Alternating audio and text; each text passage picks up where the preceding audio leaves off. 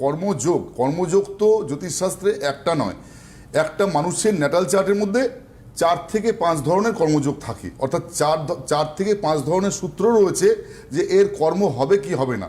যেমন কর্মাধিপ যোগ, আমি এর আগেও বলেছি এই যোগটা নিয়ে, কর্মাধিপ যোগ যদি চার্টে থাকে তাহলে অবশ্যম্ভাবী তার ভালো কর্ম হবে। কর্ম মানে বেশ একটা স্ট্যান্ডার্ড কর্ম হবে, ঠিক আছে, তার ইচ্ছা অনুযায়ী একটা স্ট্যান্ডার্ড কর্ম তার ইচ্ছে অনুযায়ী হবে। কিন্তু যদি তার চার্টে কর্মাধিপ যোগ না থাকে, নর্মাল কর্মযোগ রয়েছে, এবার নর্মাল কর্মযোগের মধ্যে অনেকগুলো যোগ রয়েছে।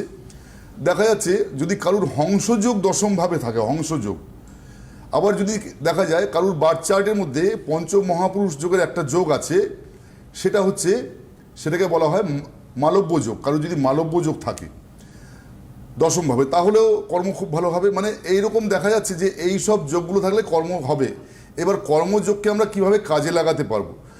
দেখা যায় কর্মযোগ যে ভাবচক্রের মধ্যে যে ভাবে রয়েছে, সেই ভাবের ভাবপতির যে অধিদেবতা, সেই অধিদেবতার আমরা যদি ধ্যান জপ, বীজ মন্ত্র জপ আমরা করতে পারি, তাহলে সেই কর্মযোগটা আরও স্ট্রং হবে, এটা শিওর।